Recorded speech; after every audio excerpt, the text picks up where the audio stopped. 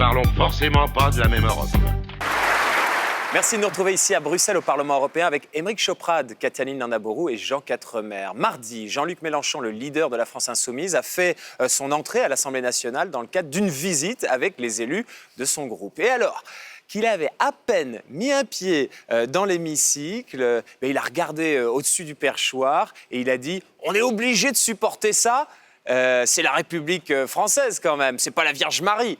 Ça, c'était le drapeau européen accouplé au drapeau français. Alors, vous avez bien sûr votre avis sur la question, Jean, j'imagine. Oui, sur le mot accouplé, là, que vous employez. D'accord, sur le mot accouplé. Non, mais plutôt sur le drapeau pardon, excusez-moi. Voilà, la chronique c'est vrai. de Jean Quatremer de Libération. Moi, quand on m'en fait trop, je correctionne plus. Je dynamite, je disperse, je ventile. Il semble avoir échappé au tout nouveau député Jean-Luc Mélenchon que ça trône non seulement au-dessus du perchoir, mais aussi à l'extérieur du bâtiment. Tout comme ça flotte sur l'Élysée, Matignon et même sur tous les bâtiments de France et de Navarre. Et pour ajouter à son tourment, ajoutons que ça est omniprésent dans tous les pays de l'Union, sauf en Grande-Bretagne, et flotte fièrement aux côtés des emblèmes locaux et nationaux. Cette allergie au drapeau européen n'est cependant pas propre au leader de la France insoumise. Ainsi, Marine Le Pen, la patronne du Front National, a exigé et obtenu que la bannière étoilée ne figure pas en arrière-plan d'un entretien accordé à TF1. De même, le gouvernement polonais de Droit et Justice, un parti de droite radicale, a dès sa prise de pouvoir fait retirer ces drapeaux jugés offensants pour l'identité nationale. Mais sous la pression populaire, ils ont depuis fait leur retour. Mais on aurait tort de croire que cette guéguerre soit réservée aux seuls europhobes. En Italie, le très europhile Matteo Renzi, alors Premier ministre, a jugé bon de retirer l'emblème européen lors d'une allocution diffusée sur Facebook en novembre dernier lors de sa campagne référendaire. De même, lors de la campagne électorale française, c'est le drapeau bleu-blanc-rouge qui régnait en maître dans les meetings de presque tous les partis. Seul En Marche s'est distingué. Marquant une rupture avec l'évolution toujours plus nationaliste de la classe politique européenne, Emmanuel Macron a mené sa campagne victorieuse, étendard étoilé au poing, n'hésitant pas à faire jouer l'hymne européen le soir de sa victoire.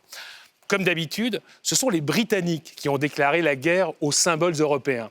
En 1991 déjà, ils ont obtenu que le mot fédéral soit biffé du traité de Maastricht. Lors de la rédaction du traité de Lisbonne de 2007, qui a pris la succession du traité constitutionnel européen, ils ont exigé et obtenu que l'on abandonne la liste des symboles. Le drapeau, l'ode à la joie, la journée de l'Europe du 9 mai, l'euro et la fameuse devise « Unis dans la diversité ».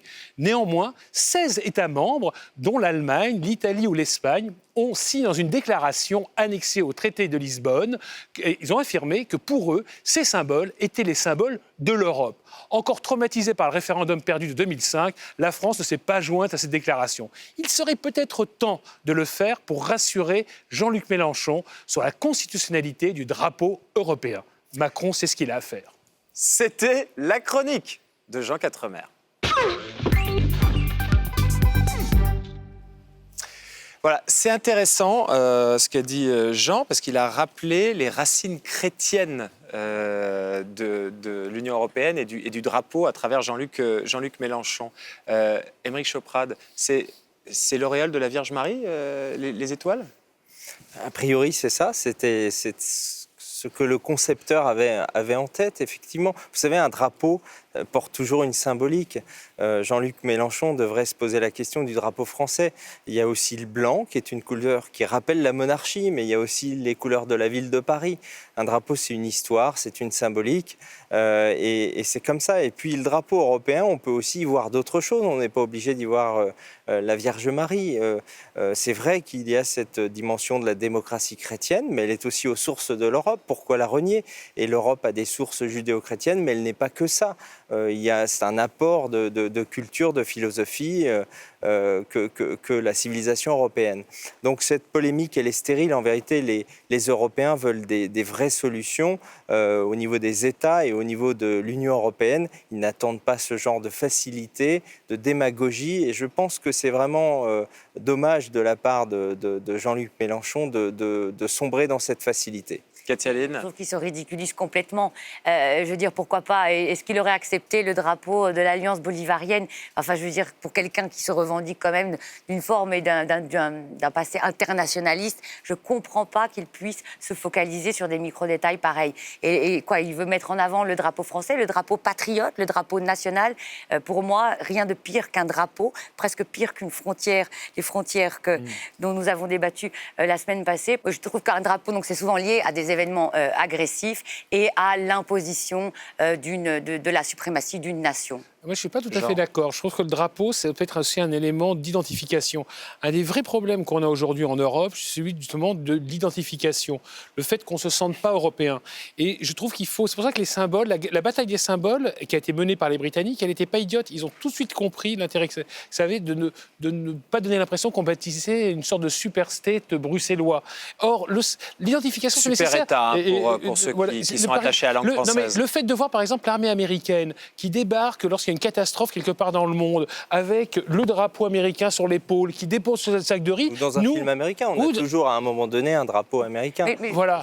C'est nécessaire. Le sac de riz, c'était Kouchner, mais c'était un des principaux points d'opposition des Britanniques à la création d'une armée commune européenne, c'est qu'ils considèrent, des conservateurs britanniques, qu'on ne peut pas mourir pour le drapeau européen et que des soldats britanniques ne pourraient pas mourir au front pour le drapeau européen. Vous pensez qu'un jour, il y aura des soldats qui mourront au front pour le drapeau européen? Mais il y a déjà des soldats qui meurent au front pour leur pays et pour l'Europe en même temps, pour la sécurité de l'Europe. Des soldats français qui meurent au Mali meurent aussi pour la sécurité de l'Europe, des Européens d'une façon générale. Et l'attentat qui vient d'avoir lieu justement en Afrique, où c'est justement la mission d'interposition tchèque, mais européenne, qui est intervenue, qui a évité un massacre sans doute abominable dans ce camp de vacances. Je veux dire que c'est déjà le cas.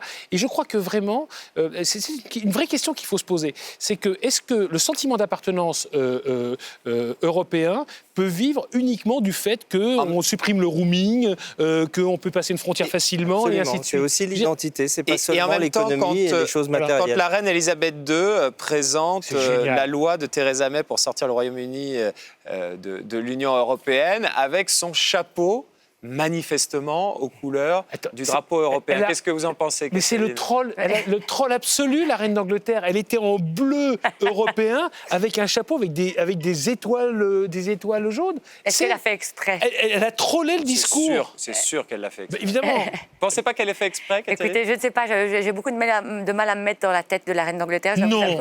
Pourtant, vous avez un côté très reine-mère. C'est vrai, écoutez, je prends ça comme un compliment de votre part. Merci, je crois Jean. qu'on va terminer là-dessus. Merci, Katia-Lynn. Merci, Jean. Merci, Émeric Choprade.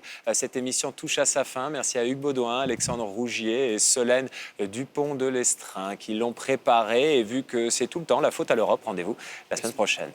Nous ne parlons forcément pas de la même Europe.